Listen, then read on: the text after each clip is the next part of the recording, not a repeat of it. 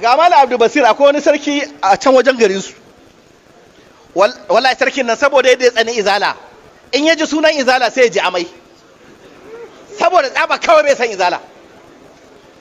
Wallahi da Allah ya tashi kama shi, sai ga uwar gidan sarki ta ɗinka uniform na makarantar izala, ta zumbula hijabi har ƙasa. Sarki ya ganta ya ce, Hajiya, me nake gani kuma haka? Ta ce, ban gane ba, me ka gani? Ya ce, wannan hijabin nake sai ka ce yar izala? Ta ce, to yar izala ce mana. Ni yanzu ma na yi rijista makarantar izala zan fara zuwa.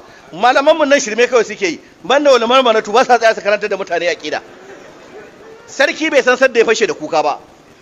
Ya ce, Hajiya, yanzu ke za ki tona mun asiri? Duk gidan nan ba ɗan izala sai ya fashe da kuka. Hajiya ta ce, saurara mai martaba, in ka matsa min lamba zan faɗi sauran. Billahi lazi ba ni kaɗai bace. Sarki ya ce, banda ke ma akwai wasu a nan gidan. Ta ce, hadda Ali. Kun san wane ne Ali?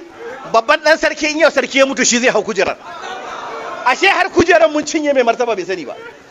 Mai martaba ya ce, inna lillahi wa inna ilaihi raji'una, dole a tantance. Hajiya koma can a yattin ke koma gefe. Ya ce duk ɗan izala ya tafi wajen Hajiya, duk wal gargajiyatu da gargajiyatu a zo wajena. Kun san me ya faru? Gaba ɗaya wajen Hajiya aka tafi. Ko kwana ɗaya bai zo wajen sarki ba.